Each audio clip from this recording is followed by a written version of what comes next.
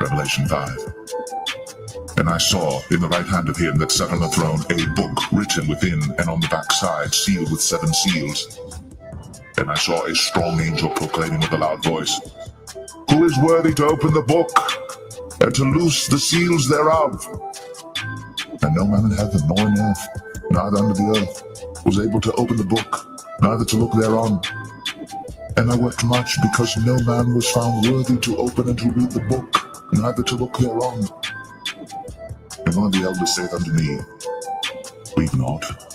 Behold, the Lion of the tribe of Judah, the Root of David, hath prevailed to open the book, and to loose the 7 seals thereof. And I beheld, and lo, in the midst of the throne and of the 4 beasts, and in the midst of the elders stood a lamb as it had been slain, having 7 horns and 7 eyes, which are the 7 spirits of God sent forth into all the earth. And he came and took the book out of the right hand of him that sat upon the throne. And when he had taken the book, the 4 beasts and 24 elders fell down before the Lamb, having every one of them harps and golden vials full of odors, which are the prayers of saints. And they sang a new song, saying, Thou art worthy to take the book and to open the seals thereof. For thou wast slain, and hast redeemed us to God by thy blood out of every kindred and tongue and people and nation, and hast made us unto our God kings and priests, and we shall reign on the earth. And I beheld, and I heard the voice of many angels round about the throne, and the beasts, and the elders, and the number of them was 10,000 times 10,000 and thousands of thousands, saying with a loud voice, Worthy is the Lamb that was slain to receive power, and riches, and wisdom, and strength, and honor, and glory, and the blessing. And every creature which is in heaven, and on the earth, and under the earth, and such as are in the sea, and all that are in them, heard I saying, Blessing, and honor, and glory, and power be unto him that sitteth upon the throne, and unto the Lamb, forever and ever. And the 4 beasts said, Amen. And the 24 elders fell down and worshipped him that liveth forever and ever.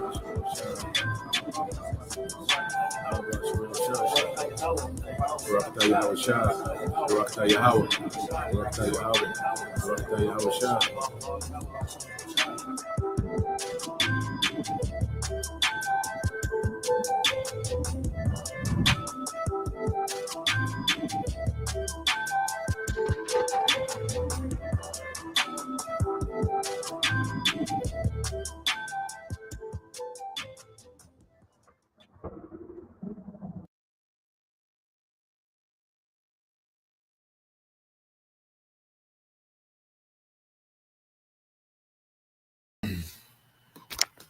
All right, Shalom. First and foremost, we would like to give all praise and glory unto Yahweh, Bahashem, Yahweh Shai, Bahashem Rakakwadash. Double honors unto the apostles and the elders of GMS who rule well, teach well, being great examples to his younger brothers, and peace and blessings and salutation to the hopeful lake out there pushing his word in truth and in sincerity across the 4 winds in the name of Yahweh Bahashem Yahweh Shai. Pushing to get up out of here. Shalom to the hopeful lake, the believers and listeners who have came back to the obedience of the scriptures through faith in Yahweh Bahashem Shai.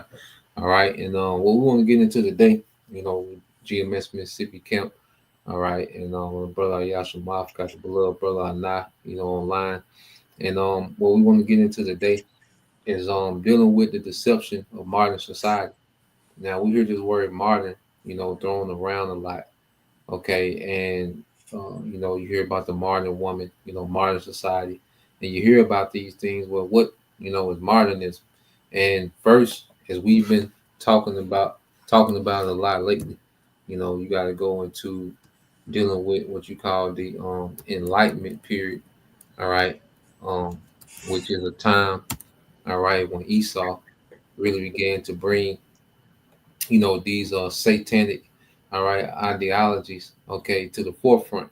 So we're going to go into the Enlightenment, and then we're going to deal with modernism and show you how, modernism is nothing but an extension, all right, of the Enlightenment, all right, period of Esau Edom, which goes back to Masonry, which Masonry goes back to Satanism.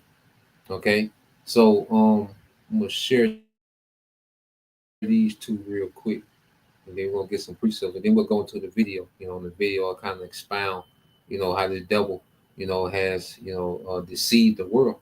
And this man, the scriptures say he's more subtle than any, beast of the field, going back to the serpent. And this man, rules the earth, okay, through enchantments, deception, confusion, and chaos, man.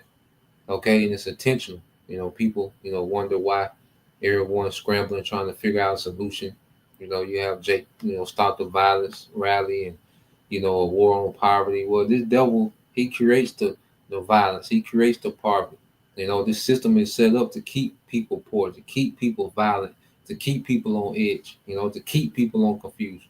All right. So people, you have these little groups and organizations and have little town hall meetings and what we gonna do. Well, it's a whole system, all right, that's purposefully doing these things and causing these outcomes, man.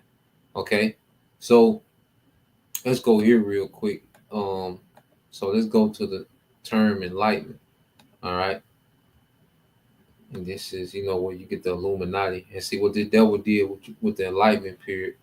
He pretty much infiltrated, all, business sectors, all right, all religions, all of government, okay, all of education, and he brought this this ideology of the Enlightenment, okay, was rooted back in Satanism.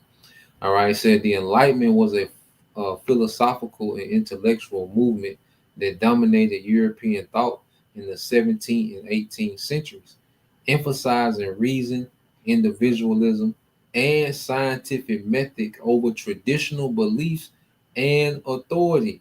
Okay, over traditional beliefs and authority. So individualism, emphasizing reason, individualism, and scientific method over traditional beliefs and authority, which ultimately is talking about the scriptures, man. Okay, this is enlightenment period was it double, undermining the Most High. Okay, it says it championed the power of human reason and critical thinking to understand the world and to improve society. So this was this devil saying, like, look, we, all right, as people can come together with our own reasoning and come up with a better way of existing than what's written in the scriptures, man. The righteousness and the order that's written in the scriptures. You see? So when you go from there, and you get this term here, modernism, because you're going to hear this guy talk about modernity, what he just talking about modernism or modern, So when you go to modernism, just a quick, simple definition said modernism was a movement in the arts in the first half of the 20th century that rejected traditional values and techniques and emphasized the importance of individual experience. Okay, so when you hear someone say the modern woman, does not this that their belief system? Okay, till they reject all traditional values and techniques. Okay, but their whole life is all about the importance of the individual experience. My body, my choice. Okay, it's all about them until they die. No, it's like this is ideology of Satan. Okay, and the modern way of thinking, the modern way of existence. Where the masses have to depend on grocery stores and no one knows about agriculture. This is a modern way of living. The city life. To where you don't have to have any true skills. Okay, but you can feast, and drink as much as you can afford. Okay, and you don't even have to have skills. All right, when it comes to the earth, when it comes to living in agriculture and things that truly matter. So we're living in a very modern society where traditional values all right, and techniques are rejected, and it's a big emphasis on the importance of the individual experience, man. That's why each generation gets worse because everyone is only concerned about themselves, man. No one is. There's no collective, all right, prepping the next generation, all right, to succeed, to win. It's all about self. It's all about this one lifetime, that YOLO spirit, man. All this connected back to modernism, you know. So uh you want to get there, bro? The definition. Uh, cause that was in the spirit. We were talking about that having that individual spirit, and that goes back, that individual spirit is demonic. That's not of Yahweh Shem Shah. Because at any time if you go through our history, our culture, we've always worked better as a collective. We always work better as a unit. So part of that individual spirit is not good, man. So I just wanted to get that definition for individualism when it comes to the spirit. So I looked up spiritual individualism, just a quick Google search, and then you want me to read it, bro? Yeah, you can read it, bro. It says it is a concept that emphasizes personal autonomy and self-discovery in matters of faith and spirituality. And here's the point: it says often rejecting the authority of traditional religious institutions or doctrines, and that goes back to just mainly saying it's often they're rejecting the truth. They're rejecting the traditional truth. They're rejecting the traditions of the scriptures. What it means to follow Yahweh Shema Shah. They're rejecting the source or the origin of Yahweh Shema Shah. And we always get this, but I get it real quick. And just to make the point. So you can read this, bro, in Psalm chapter 2 and 3 in the NLT. This is the book of Psalms chapter 2, verse 3 NLT. Let us break their chains, they cry, and free ourselves from slavery to the power, to the Most High. Yeah, from slavery to the Most High. And this is the energy that's behind, all right, this beast system. It's all about, transcending beyond righteousness and just everyone doing their own thing. And then he talked about, self-discovery. That's why you have, men talking about they discover they women, women talking about they discover they men. It's all just pure rebellion against order and the authority of Yahweh Bashim Al Shah. And that's why the judgment gonna be so bad, in this time. That's why, as we spoke about, we was going into Jacob trouble about how the tribulation, because Jacob trouble is gonna be, bad for Jake, but then there's a global judgment for the world, that the Lord is bringing, and it's gonna be so bad because the rebellion is so far left, man. This is where Esau has led everyone to, completely astray from righteousness in any form, man, in any capacity, man. So I got a couple more precepts I want to get, then we get the video. You finna say something, bro? Yeah, I was just agreeing with you, bro. And it's so bad now to the point where if you try, because right now, we know we can't keep the whole law. We can't keep everything, but we do this to the best of our abilities. We put that best effort in. We try genuinely in the name of Yahweh Shema Shah. You're looked down on for that. You look down on. You look like you're less than. You're talked about just because you want to do the right thing, and the right thing is following Yahweh Shema Shah the best way you can to the best of your abilities. Not making all the excuses and everything, bro. Exactly, bro. So let's go here. Book of Isaiah, chapter 60 and 2, and you can read that, bro. This is the book of Isaiah, chapter 60, verse 2.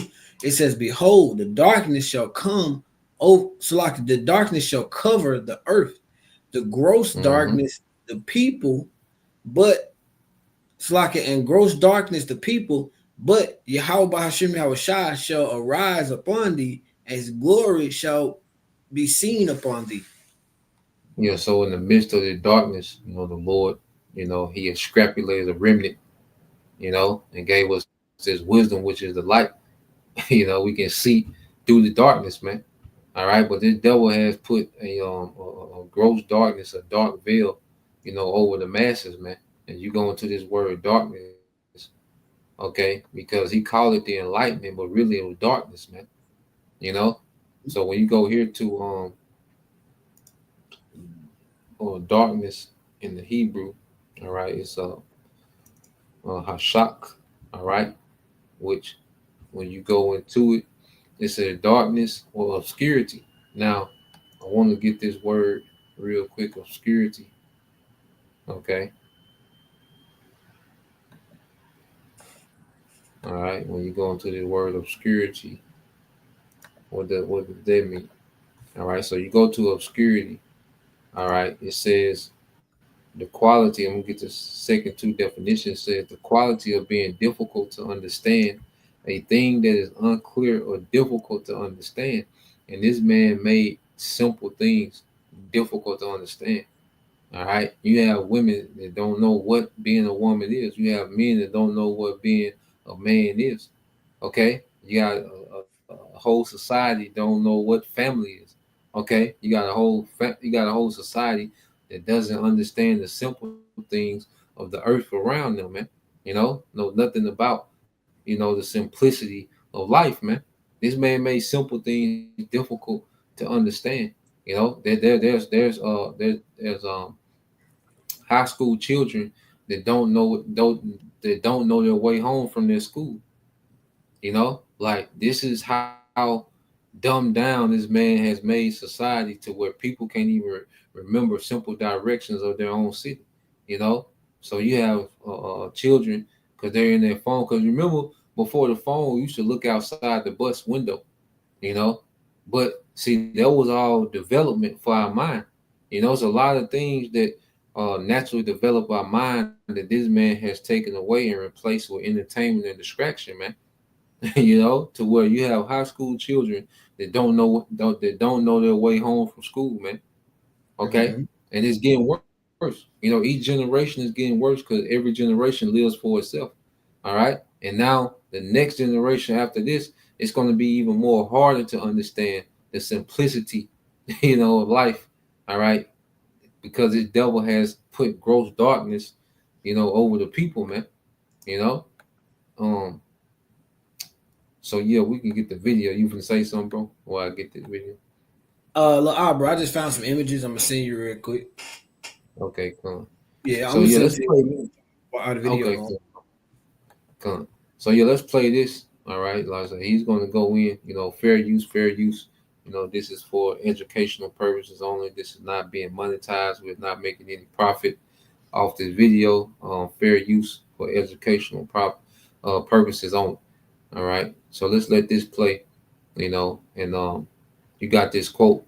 All right, from this guy that said, "Men, be humane." This is from Jean-Jacques Rousseau, and it says, "This is your first duty. Be so to all. Let neither art nor science nor even glory be worth the price of the peace of the heart, which is the peace of the mind." And this is what this devil has stole from everyone, just a peace of mind. And this is why the earth is so frantic and anxious and violent, and urgent and impulsive, man. Because this man has stole, as the scriptures say, all right, this devil, all right, would take peace from the earth, which we'll get that. Matter of fact, I'll get it before it leave me, We'll get this in the book of Revelation 6:4. I'll copy and paste it real quick. And then we'll let the video play. Because just reading that quote made me think of that. All right. Yeah, you can read that, bro. You take it mute off. Yeah, mute off. Go ahead, No, you good. Listen, book of Revelation, chapter 6, verse 4. It says, "And there went out another horse that was red, and power was given to him that sat thereon to take peace from the earth, and that they should kill one another, and there was given to him a great sword." Yeah, so there was power. There were it said there went out another horse that was red, and power was given to him that set their own. This Esau Edom. That red horse is symbolic for Esau and his power, man. Red going back to Esau Edom, okay, which is red, okay, in the Hebrew, and then you have, all right, the horse represents power. So this is Esau's power, okay. This represents how Esau would rule the earth, all right, and he was blessed with the sword, and with that sword he would take peace from the earth, man. And the sword goes beyond, a weapon, to physically harm you. All right, this man has, the sword he has went to another level with the sword, which is he's tampering with people's psychology, man. Their spirits. He's able to destroy people's spirits, man. Through his enchantments. All right. So let's go here. Let's let this play.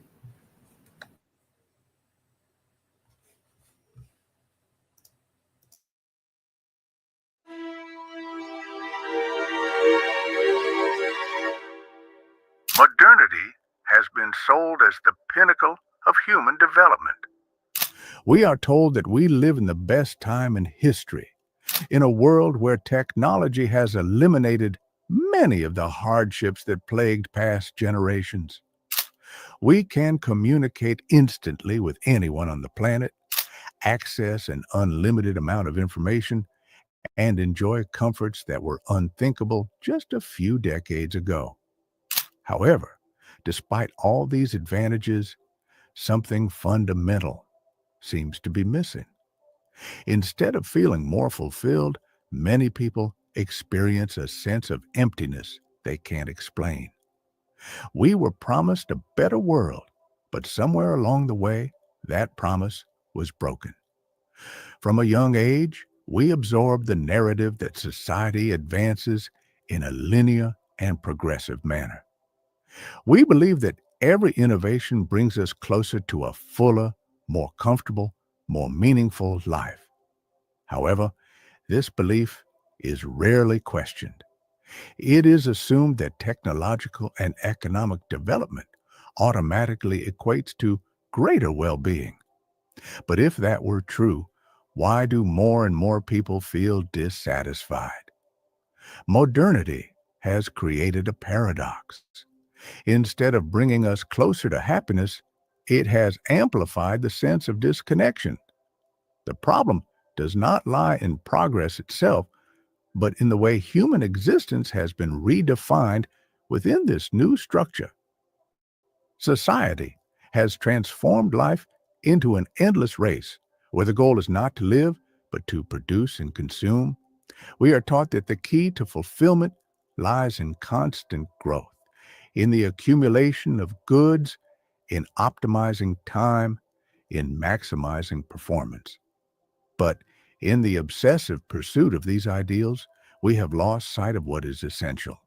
The promise of progress also sold us the illusion of connectivity.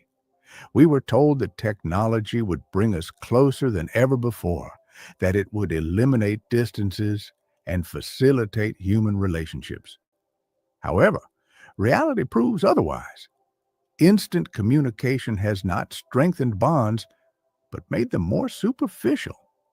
Digital interaction has replaced genuine contact, and constant exposure to images of other people's lives has turned comparison into a destructive habit. Never before has humanity had access to so many forms of interaction, yet the feeling of isolation continues to grow. Another pillar of this broken promise is the idea that knowledge would set us free.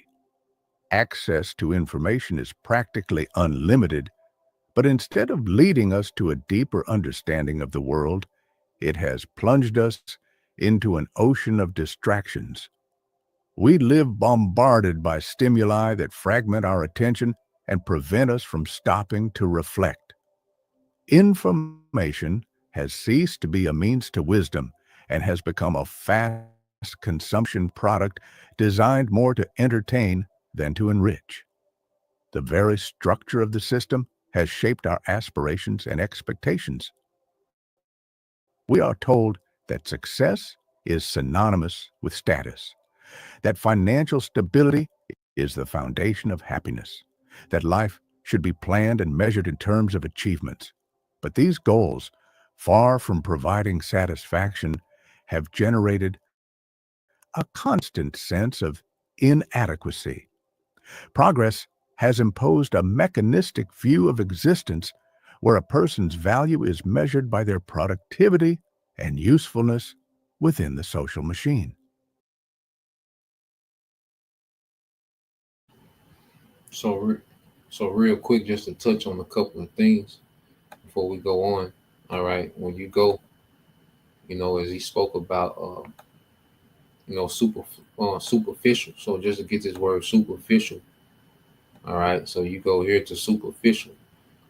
It says, I'm gonna go to the last definition. It says, appearing to be true or real only until examined more closely.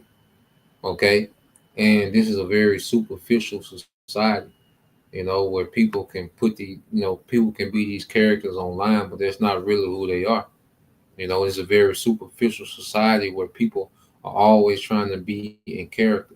They're always trying to be this character that they are on social media, but that's really not them. And it has created a society with nothing authentic. People have social skills have plummeted. Okay, people have, there's no true connection amongst people. Neighborhoods really ain't neighborhoods because no one is neighborly, man. It's just a bunch of individual, man. You stay by people, for, 10, 20 years and you don't know. This is a very, what they used to have this term close-knit society. Well, this technology and people distracted and people being in this rat race, man, it's like everyone's in their own individual world, man. No matter if they're in the crowd, everyone is in their own individual bubble. Okay, and everything is superficial. People are faking as they're happy. People can fake like they're rich on the internet. Women can alter their looks. Men can alter their, status and looks on the internet. So it's all superficial, man. And this is what this devil, has turned society into, is just a superficial, all right, competition, man. Um, you gonna say something, bro? No, I was saying, Con, bro, when you said that, appearing to be, you getting any feedback? You good? Yeah, I'm good. You good, bro? Okay, Con. When you said that appearing to be real or appearing to seem real, they remind me of the Matrix. The Matrix appeared to be, real, but it was this false reality that everybody was plugged into, but really they was being used as a battery. They were being drained, and that's exactly what's happening, in the spirit here today.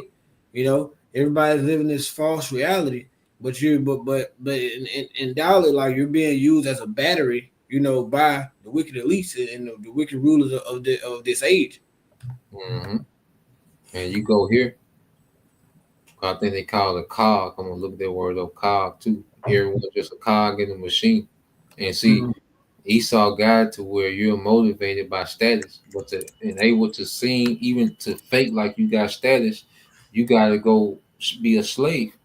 You gotta go be a battery for this machine, and then the little free time you do got, you're trying to pretend like you got it. So Esau has people on this constant hamster wheel to where they're chasing status and clout and instant gratification. So they have to either scheme or plot, or do wickedness or work themselves to death, just to put on as if they have some type of status, man.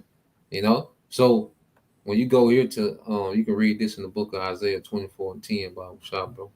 Come, I got you, bro. This is the book of Isaiah, chapter 24, verse 10. The city of confusion is broken down. Every house is shut up, and no man may come in. So the city of confusion, which is America. All right. And we're going to the time now where this way of existing, has ran its course, because people are being priced out, to where they can't even afford to pretend anymore. You see?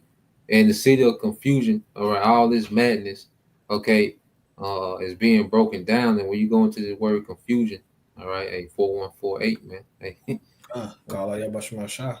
Call like how about Shemal Shah? All right, that new government. All right, it's gonna bring order back to the earth.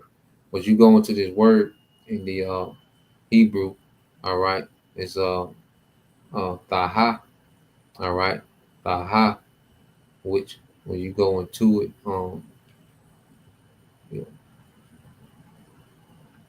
know, it says formless, all right, confusion, unreality, okay, unreality, nothingness, empty space, that which is empty or unreal of idols. So you're gonna go into that, you know. It says place of chaos and vanity, which is emptiness, man. The place of chaos, all right, and vanity, man. All right, that which is empty or unreal. And this is the society that this devil has engineered, you know, through his technology, man. Because technology is not wicked, but what this devil uses it for is wicked, man. Mm-hmm. Okay? Because yes, it's more convenient to use, you know, a tractor, you know, than cattle. But when you start using phones and putting signals in there that break down, you know, when you start putting technology that destroy men's testosterone, that break down, you know, your pineal gland, and all this madness that he has put in the technology, man, that's when it becomes a problem.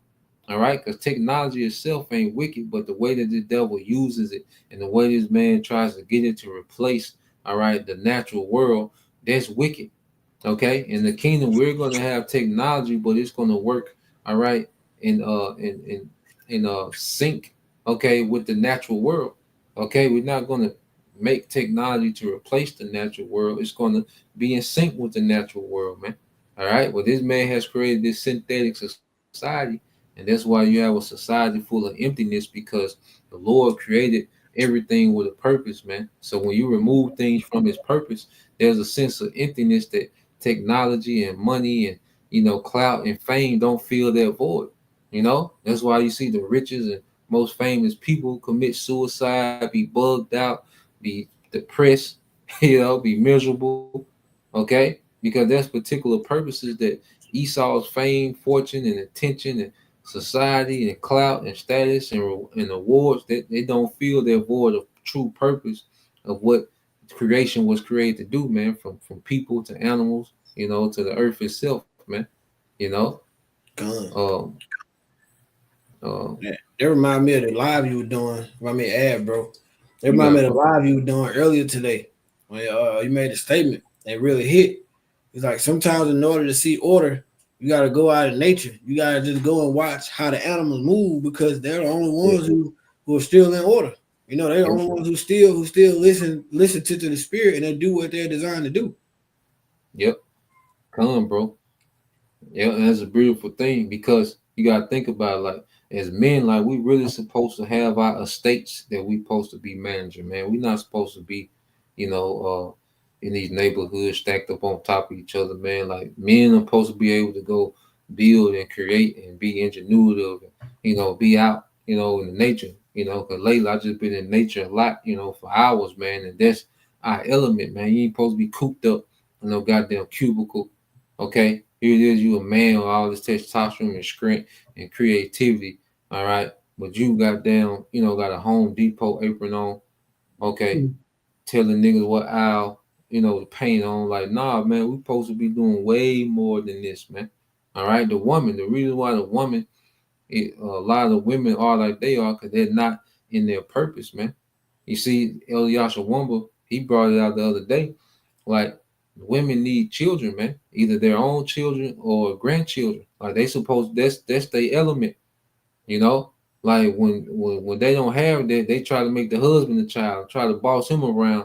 Nah, man, the woman's supposed to have authority, but not over the man. It's supposed to be over the children. And when you're a grandmother, that means you have authority over other mothers, which would be your daughters or your nieces or whatever, and you're aiding them with their children. You see, the reason why the women be bugged out now, they got too much goddamn free time, man. You know, this technology gave them so much free time till they just think of these stupid ass, dumb ass ideas all day. All right, and you come home and you listen to them dumb ass questions, and you know, because they got too much free time. They not in their purpose, man. You Yep. know, so Come let's go back to the video. Salaki, bro. And then too, that's wisdom being passed down, because the same way, you have that on the other side. You have the men, the fathers passing down to the boys who are becoming men and they're having children. The same, everybody got their purpose on both sides. That's wisdom being passed down, and that keeps things in order. Yeah, because like I said, a grandfather is a purpose. Because now you got other fathers that you're overseeing, and you're teaching the third generation how to build, man. That's true purpose, man. You see, and that goes into like the Lord. He created everything with a particular purpose, man. And you can't replace fulfilling your purpose that you was created to do. From Yahweh Bashim Al Shai, you can't replace that. I think they was telling me what was the other day, they were telling me about a story. My wife was telling me about a story about this German Shepherd, and it was just so hyper and all over the place. And I don't know if it was the vet, or whatever, but they told them that the dog was so hyper, because those dogs were made for a particular purpose. Like you got to give them something to do. Like because you got them dogs pent up in an apartment somewhere. Like them dogs be created for a purpose. Like we've been looking at these dogs lately.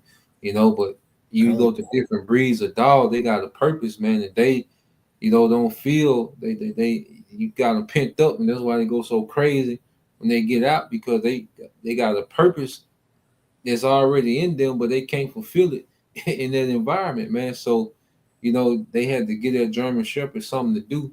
And when they started doing it, like the German Shepherd, just had a sense of integrity and honor about himself, man. He was walking with, he walked different because he was in his purpose, man. He was doing something, man. But, we get back.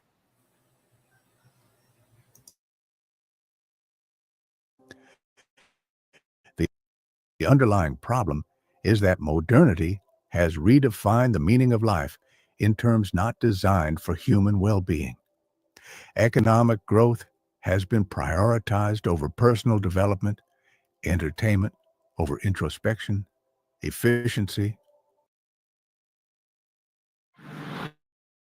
You've probably heard about Boxable's flagship product, the Casita.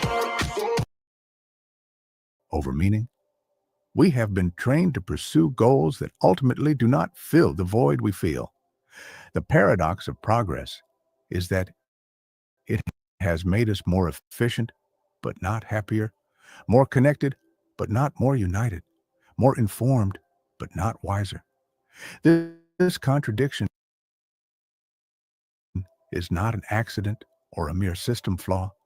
It is the inevitable consequence of a structure that prioritizes the functioning of society over individual fulfillment. Modern life has turned us into cogs in a machine that never stops, into participants in a game where the rules are already set, and where the only option seems to be to keep going without questioning where this path leads us. The structure of modern life has shaped people based on their utility within a system that never stops. From birth, each individual is prepared to fit into a machine that demands constant effort. We are educated with the idea that work is the essence of existence, the purpose that gives meaning to our days. However, in this model, work is rarely presented as a path to personal fulfillment. Instead, it becomes an unavoidable obligation that dictates the rhythm of life, absorbing time, energy, and health without offering a real reward beyond mere survival. The workday is extended in subtle, relentless ways. Even when the workday ends, the mind remains trapped in worries that never cease. The technologies that promise to make life easier have blurred the boundaries between personal and professional life, keeping people in a constant state of availability. Fatigue is not just physical, but also mental. It is a feeling of ongoing wear, of being trapped in an endless cycle where each day feels like the last, with no room for pause or genuine rest. Productivity has been glorified as the ultimate virtue, and leisure has been relegated to a secondary role, seen as a waste of time rather than a fundamental need. The system imposes an invisible but persistent pressure to stay busy. Doing nothing becomes an unforgivable sin, as if existence itself depended on the ability to produce without rest. But in this endless race, exhaustion is inevitable.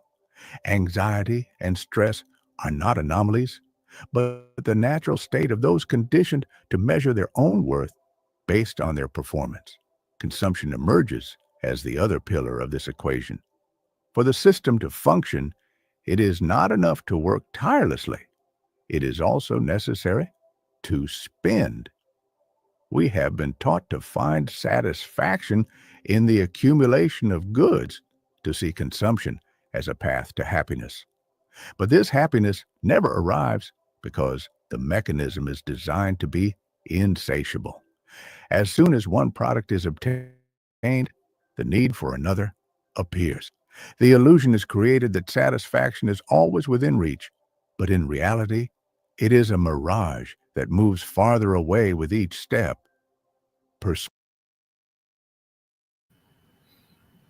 And the devil, has people trying to chase, happiness or joy through consumerism, and that's why these nations love America, like we did that video, The American Idiot, where you had Eve, going crazy about being qualified to buy a goddamn Birkin bag. Okay. So people, chase, their void of not having no purpose with consumerism, and that's why the American market, and that's why these nations put up with a lot of American bullshit, okay, because America got this dumbass market that they benefit off of, man. So I want to get a few precepts because and that's why the ultimate wisdom is in the scriptures, man. And this goes back, remember, modernism is the rejection of traditional values, all right, for the individual experience, okay. But this is why, you had systems set up in the Bible, to where everyone benefited from, and rest, all right, is a thing ordained by the Lord, and that's something that even when we come in the truth, man, one of the things that we have to learn to do is sit our ass down somewhere sometime, man, because we've been taught by this society, just to go, go, go. I was one of them, I know you can attest too, bro, being one of those guys that just gone, there's no rest. You just run yourself till you on fumes, till your body just give out, man. All right. Yeah, till you crash out, man. Yeah. And when you go read to Exodus, you can read this in Exodus 20 verse 8 through 10. God, this is the book of Exodus, chapter 20, verses 8 through 10. It says, remember the Sabbath day to keep it holy. 6 days shall thou labor and do all thy work. Verse 10. So the scripture even had the work week set up, man. So you got 6 days to get things done, but you should at least, that's the minimum, take a day, to recover, to reflect, and that day is supposed to be holy to Yahweh Bashim Al Shai. All right, you got it, bro. God, verse 10. It says, but the seventh day is the Sabbath of Yahweh Bashim Al Shai, thy power. In it thou shalt not do any work, thou nor thy son, nor thy daughter, nor thy daughter, thy servant, nor thy maidservant, nor thy cattle, nor thy stranger that is within thy gates. So everything was shut down. Okay, everything was shut down, man. Okay, and you had one time, you remember things used to shut down on Sunday, but now, is everything wide open, man. And here it is. Esau has painted the Lord as being tyrannical, the God of the Old Testament. He paint that the God of the Old Testament as being this tyrannical, overbearing, God. But the Lord had a day set up. He made a law, You will be put to death if you didn't rest on the Sabbath. You know? So no, the Lord understood balance. Esau don't understand balance. He don't give a damn what you got going on, your personal situation. He don't care about, what type of emergency you got. Esau want production because you're nothing but numbers on the paper. You know, like Jake, the brother Kaya in New Orleans. Uh, uh, and you had these guys that used to produce a lot at the job that he worked for. And they thought that when the big man came down, he was gonna recognize them or he was gonna know who they were. And Kaya told him, like, look, that man don't know y'all, man. Y'all just numbers on a piece of paper. All right. Mm-hmm. Trying to get to know you niggas, man. Okay? All you is numbers on a piece of paper. If the numbers don't get right, he coming down here. And the numbers right, all right, you ain't gonna see him. All right. The only time you'll see him if the numbers ain't right, then he'll come down, man. Other than that, you niggas just numbers on the paper, man. You know, Esau will give you these little rewards, employee of the month, employee of the week, and it's shit, dinner on, you get free lunch or something on Friday, or whatever. But that there's nothing, but to encourage you to continue to give your life, all right, to the system, man. Done. You can say something, bro. Yeah, come, bro. All that's a part of that modern society, which we talked about it before. Before when you start going, doing the history on that word modernism, which goes to modernized. If you look before that, it was called being westernized, and then before that, it was called being Hellenized. So this modern society is nothing but basically a Hellenistic society, man. So you go here, come, bro. I wanna you can read verse 11 too, bro. This is this is Exodus chapter 20, verse 11. It says, "For in 6 days Yahweh made the heaven and the earth." Well, Yahweh Shema Shai made the heaven and the earth, the sea, and all that the sea and all that in them is, and rested in the seventh day. Wherefore Yahweh Shema Shai blessed the seventh day and hallowed it. He blessed the seventh day, which is the 7th day after the new moon. Okay, because it wasn't no Saturday, Sunday, Monday, Tuesday. All right, when in Genesis. Okay, that's even modern. This calendar, okay, that people go by. All right, the Julian calendar. Okay, go back to Rome. All right, that's modern. Okay, so we have to understand. All right, the Lord, even the Elohim, going back to Yahweh Shai, those first fruit angels when they was creating everything under the order of the Heavenly Father, they rested. They rested, and it wasn't actual days. They worked in 1,000-year periods. All right, 6,000-year periods, and then they rested in the 7,000 year. So they worked 6,000 years and they rested for 1,000 years, man. Show you the Lord is all about that duality, man. Work, and rest. All right. But this devil, he has no balance the way that this man runs the earth. Okay. I want to get this. All right.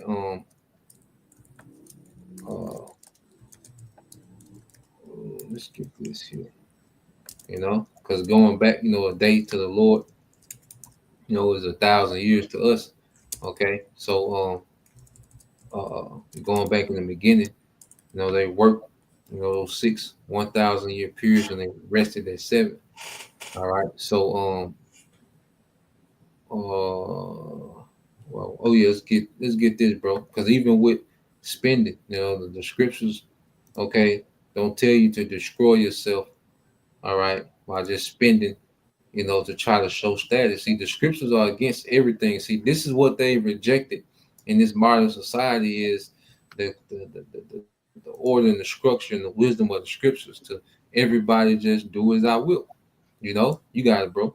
We can read Sirach 18 and read 30 to 33.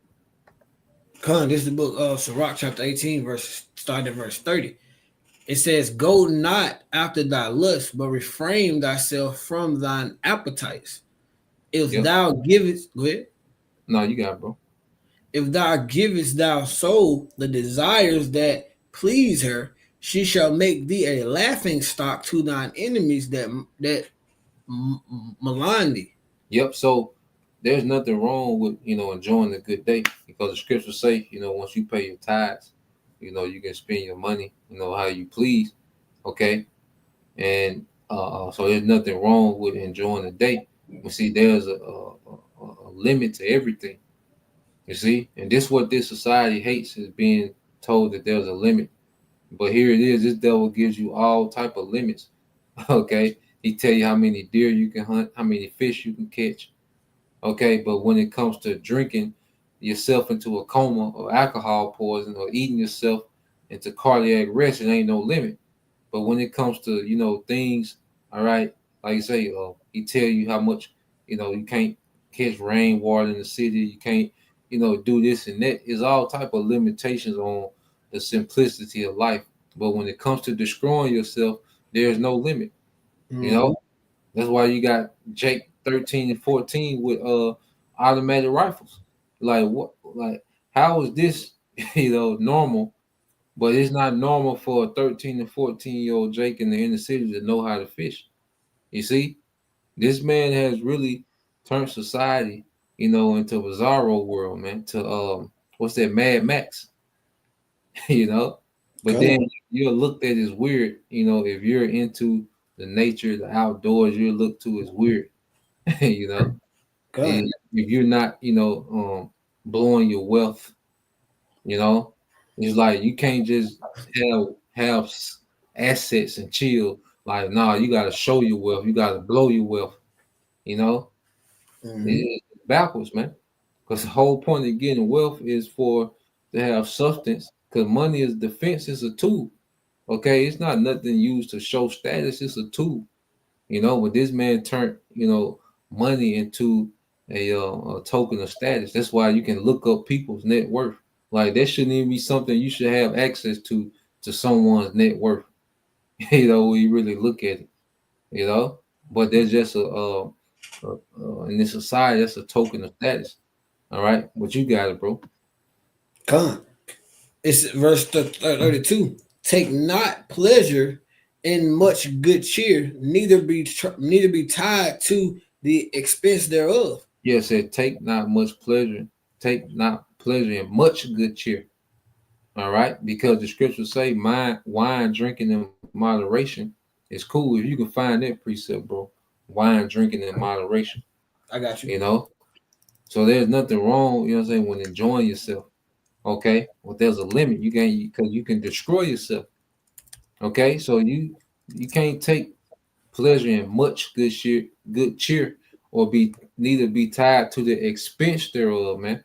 All right, and like I say, this society, people have an entertainment bill, to where they spend, all right, a sum of money on bars and clubs and drinking, all right, strip club, the outfits every week, they're tied to the expense thereof.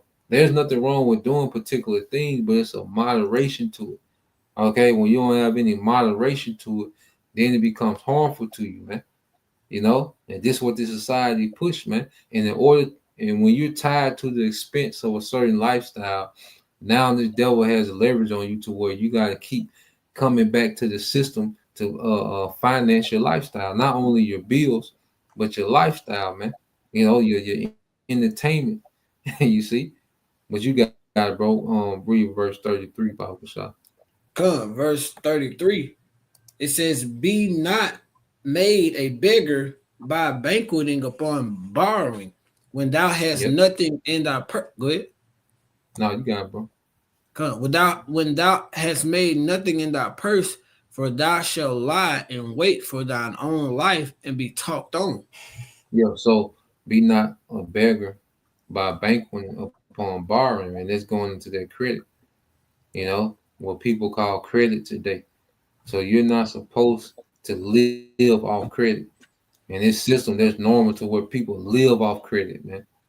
You know, just crazy credit card debt, crazy debt. Go get everything that they have financed. Don't own anything.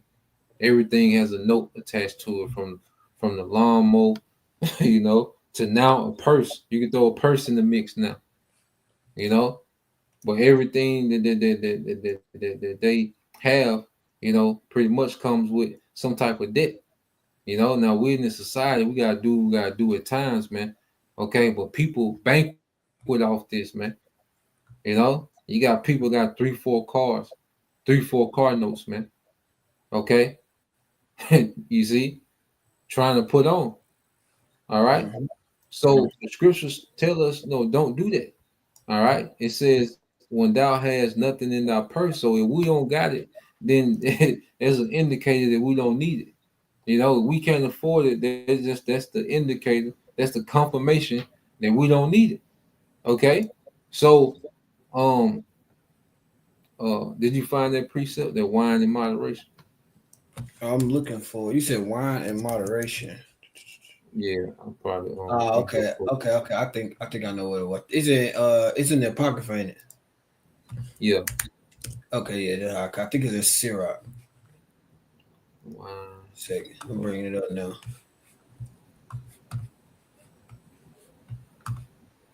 Sirach, I think it's 31 and 27. Yeah, 31-27. Yeah. I think am I still on I might can grab it real quick. 31-27. I'm putting it in the No, I got it. I chat got now. it right here. Yeah, I got it Okay, right here. okay, con. I was already on Ciroc. Oh, okay, you was already in there. Okay, that's good. Yeah, you can read that, bro. Con, this is the book of Sirach, chapter or Ecclesiasticus, chapter 31, verse 27. It said, "Wine is as good as life to a man. If he be drunk moderately, what If you be life drunk is." moderately, Wait, you know, if you be drunk moderately, man, you know. So there's nothing wrong with strong drink, you know, wine. All right. There's nothing wrong with, you know, rich food. Just moderation, man.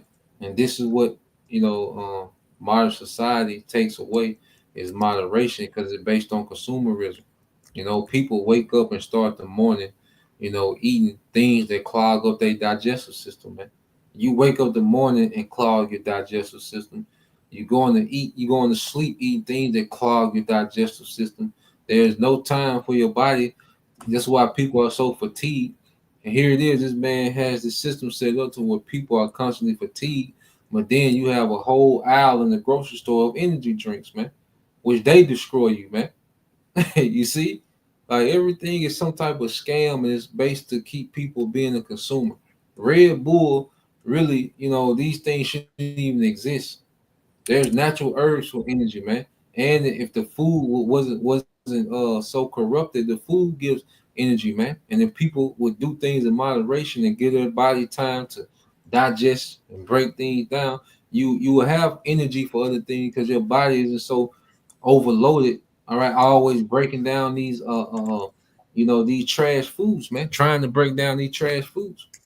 Okay, mhm. so everything was meant, you know, to be done in moderation, man. All right, go ahead, bro. Con. It says, what life is then to a man that is without wine, for it was made to make men glad." Yeah, for it was made to make men glad. So wine, you know, is a gift, you know, of Yahweh Bashim Shah. You know, these things, you know, that was created, okay, were for our good, okay, but they were supposed to be used in moderation, man. Okay, go ahead, read verse 28. Verse 28, it says, "Wine measurably drunk and in season bringeth gladness of the heart and cheerfulness of the mind." Yeah, and it always get to the point, you know, like when you're sipping to where you're buzzing and you know you feel good, but then it always get to the point where you start going downhill, you know, overdoing it. You know, we're all guilty of it. All right, and that's something that we're constantly learning. Just moderation, man. And it's only, like I say, not for wine, but for everything, man. Moderation. It's all about moderation. Moderation creates abundance. You got it, bro. Verse 28. I just read 28, Salakia. Verse 29, it says, but wine drunk with excess maketh bitterness of the mind with brawling and quarreling. Quarreling, yep, which is fight, Quarreling. Yep. So, overdoing it, what does it bring? Bitterness of mind. All right, put spirits on you, put demons on you. Okay, hangovers, and then you're more likely to get into these altercations, man. Okay, so this is just an example that we're going through how the Lord deals with pleasures. There's nothing wrong with pleasure, but when you overdo it, that's the problem, man. So let's go back to the video, play a little more. I got that word moderately too for you, bro. Okay, come pull it up there for you.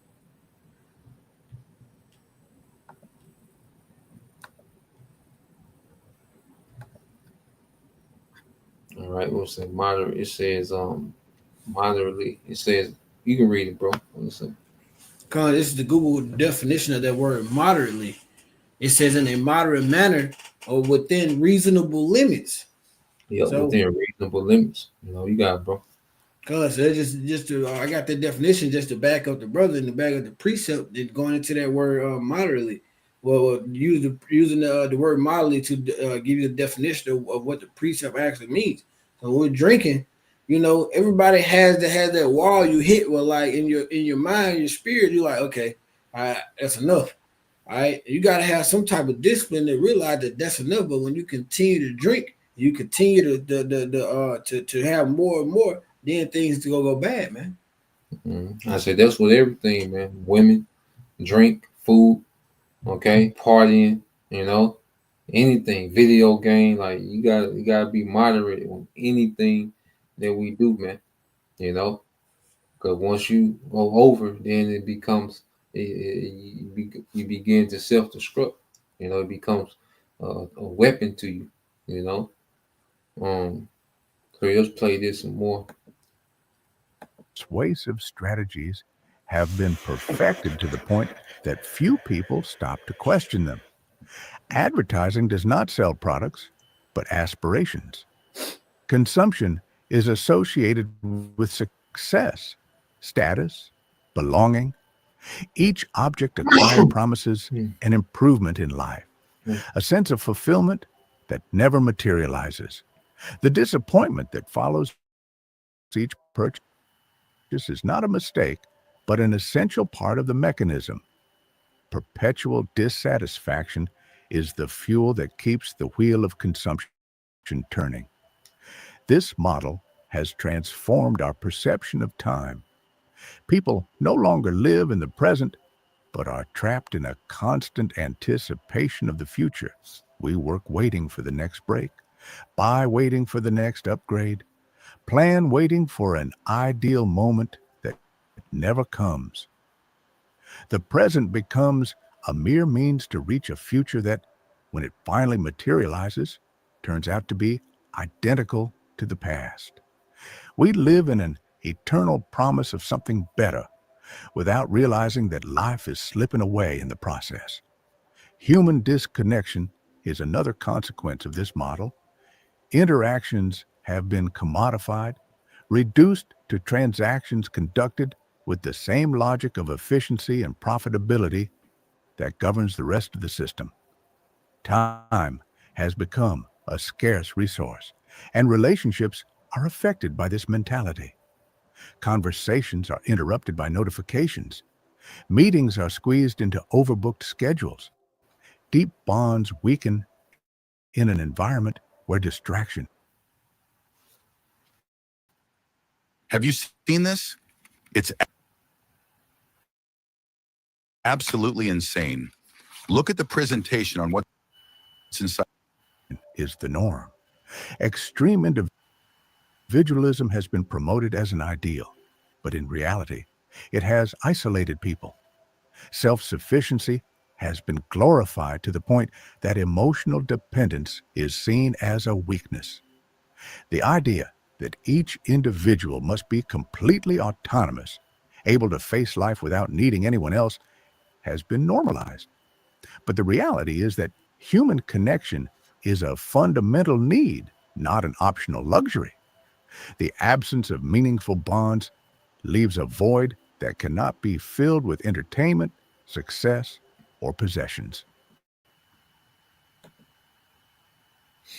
Yeah, and then you go into it, even when you go here, let's get this real quick. And this is this independent spirit. All right. And no one took that on, more than Eve. No other group of people on earth, scream that they don't need a man. Okay. And try to make that a lifestyle. Okay. And it is self-destruction. But even when you go into the scriptures, all right, because we're sociable people. You see, there ain't supposed to be a war between a man and woman and argue about who's the prize. Okay.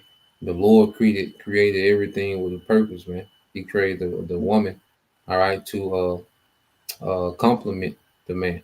That's why when you go here to the book of Genesis 2:18, bro. This book of Genesis chapter 2, verse 18.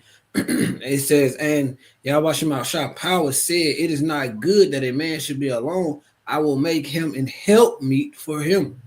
Yeah, so the Lord, Yahweh Shah, all right, said it's not good for men to be alone. Okay. So that lets you know that we wasn't created, all right, to be arguing back and forth about who's the prize and who do what, and y'all need me, we don't need y'all,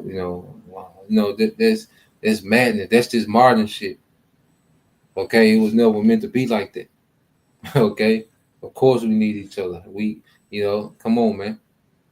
How can existence keep going without this union that the Lord created from the beginning? Okay, but that's that modern talk. Because here it is, these women, they like your boy, which he had a short one. All right, but you had Eve. He had that song. That song. You know that boy. What's his name? Brandon Jamal. I think that was his name. But he had this song. Yeah. But Jake, he had this song say, cause Eve say niggas ain't shit. That was their thing. I don't need a man. Niggas ain't shit. They had these saying. But he was like, shit, niggas ain't shit, but y'all stay pregnant.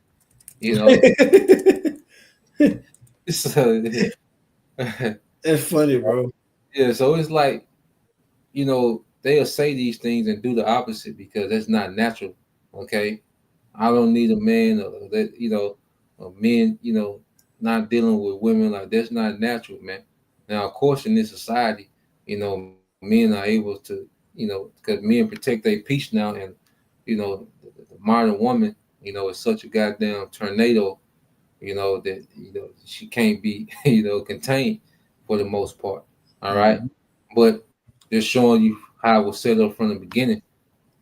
All right, that Lord didn't create anyone to be isolated. That's why I said, be fruitful and multiply. Big families, like that's supposed to be the norm. In this society, big families are frowned upon. But that's really supposed to be the norm.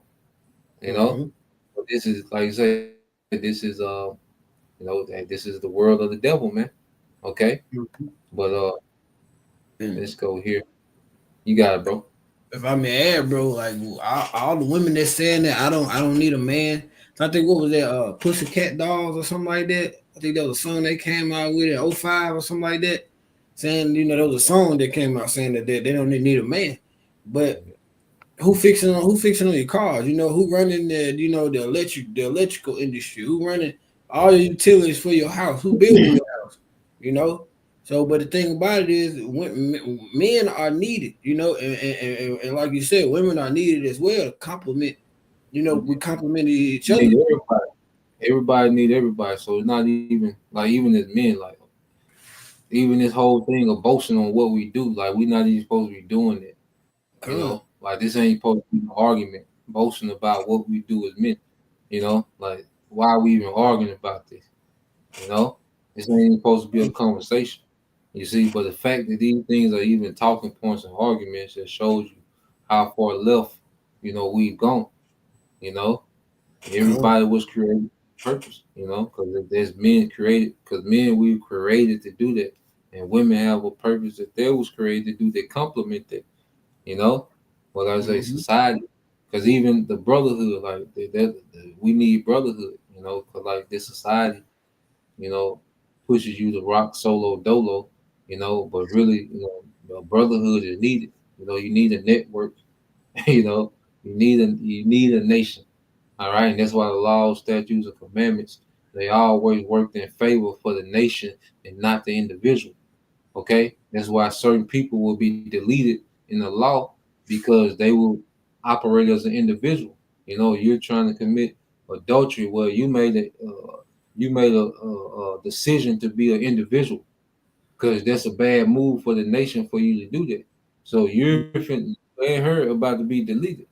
You know, y'all made an individual decision. You know, y'all didn't think about the nation. You see, so when you go into the law was always about, you know, the betterment of the nation. It was always in favor of forwarding the nation. Okay, it wasn't about the individual. The individual had to get in tune with what the nation was doing, man. Okay, let's go back. Play. Perfectly see it, bro. We play some more of it. The result of this model is a society where loneliness has become a silent epidemic. This is not chosen solitude, the kind that allows introspection and personal growth, but solitude imposed by a system that fragments relationships and turns people into independent units operating within an impersonal framework.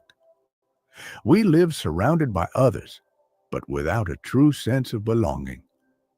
The lack of authentic connections generates a diffuse discomfort, a feeling of emptiness that we try to fill with distractions that never completely relieve it. This scenario has been normalized to the point that few stop to question it. It is accepted as the only possible way to live, as the inevitable price of progress. But beneath the surface of this apparent normality, something doesn't fit. There is a persistent feeling that something is missing, that life should not feel this way. However, expressing this discomfort is difficult because the dominant narrative keeps repeating that everything is better than ever, that the problem is not the system, but the individual's inability to adapt to it. In a world seemingly designed to keep us busy, productive, and distracted, the most essential question remains the same. For what? Modern life, with all its material splendor and technological advances, has stripped many people of a deep understanding of themselves. The disconnection, alienation, and emptiness felt daily are not merely side effects of a flawed system. They are the result of an even deeper disconnection, a disconnection from the self. The search for purpose, although seen as a priority of human existence, has dissolved in a web of external expectations, imposed goals, and societal ideals. We have been taught to find meaning outside ourselves, in wealth, in the accumulation of achievements, in social recognition. But this pursuit only leads to dissatisfaction because these achievements never seem to fill the inner void. The life presented to us as the most advanced, the most progressive, is actually built on an empty scaffolding. This emptiness is felt more acutely when one pauses for a moment, when one allows themselves to think for an instant and asks, amid all this noise, if this is really what was sought. Every time we immerse ourselves in the rhythm of social expectations, every time we go with the flow, we lose an important part of ourselves. We tell ourselves it's all part of the process, that success is just around a corner. But that corner never arrives. And the worst part is that we've gotten used to this feeling. We've learned to live with the anxiety that tomorrow will bring something better, when in reality, the future only reflects the present. Waking up to this emptiness is not easy or immediate. It is a painful process because it means facing the truth that the system does not have the answer it promised.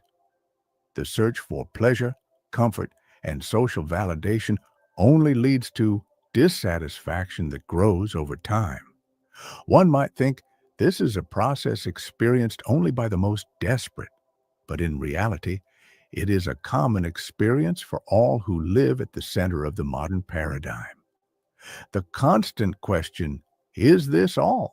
Is a manifestation of a deeper desire, the desire for authenticity, the desire to find meaning that does not depend on what one has or what others think. This emptiness is not only related to the lack of clear personal goals, but also to a lack of connection with something greater that transcends us. You know, sometimes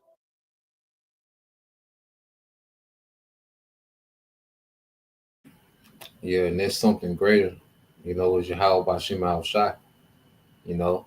Um, let's get a few precepts, we'll get ready to close it out. Uh, so you go to Zephaniah, and this is what we've done. The Lord has put the Spirit on us in these latter days. Okay. Zechariah Salaki. Zechariah chapter 1. So read Zechariah chapter 1, verse 3, bro.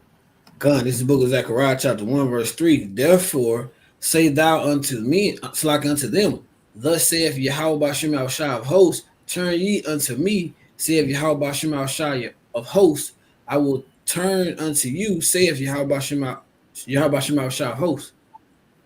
Yep. So as we turn back, to our power has turned back unto us, and now the Holy Spirit has given us purpose. See, this is our life back. You see, this is why, there's an emphasis now in the spirit of tapping in, to the purpose, man, to the assignment, to the mission. Because this is our life. This is what gives us life, man. This is what makes us go. Okay? Because we was once cogs in the machine, just another gear, all right, that made this engine go, which we still, have to be there to a degree. All right, but that's not the end and the beginning of us, man. We found our purpose outside of this whole system as we turned back, to our power, and that's why coming into, the truth, as we went into this the other day. All right,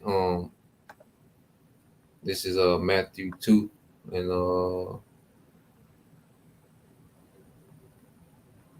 not Matthew. I need to go to Mark.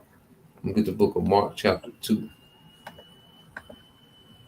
So you go here to the book of Mark, chapter 2, and read verse 22, Bible shot.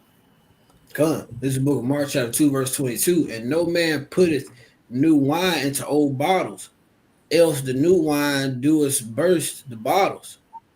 The wine, it's like, and the wine is spilled, and the bottles will be merry, but new wine will be marred the water. Yep.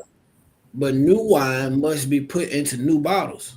Yeah, so you gotta understand that whole way, of this world, that consumerism, materialistic, and everything that he was saying in the video. That's part of that old wine. You see, and we reached a point now to where that old wine, has to be all right removed. Okay, and then that old wine, gave us a certain perspective, and that's why you gotta get rid of the wine and the bottle. You know, you got to put this new wine, this new doctrine in a whole new bottle, which is a whole new perspective, man. You know, because we see that this man, you know, cultivated us to believe a scam, you know, and have a perspective of reality based off a scam. So now, man, we have this new wine, which is this truth. You know, we have to put it in new bottles, which is a new perspective, man. You know, you had some, bro. We'll close out. You had some. Bro, it's all good. Okay, come. Yeah. I did have that. Salakia. I'm gonna go and get it. Luke 5 and 38. Just to back you up, where it said new wine must be put in the new bottles. Salakia. 5. Luke 5 and 38.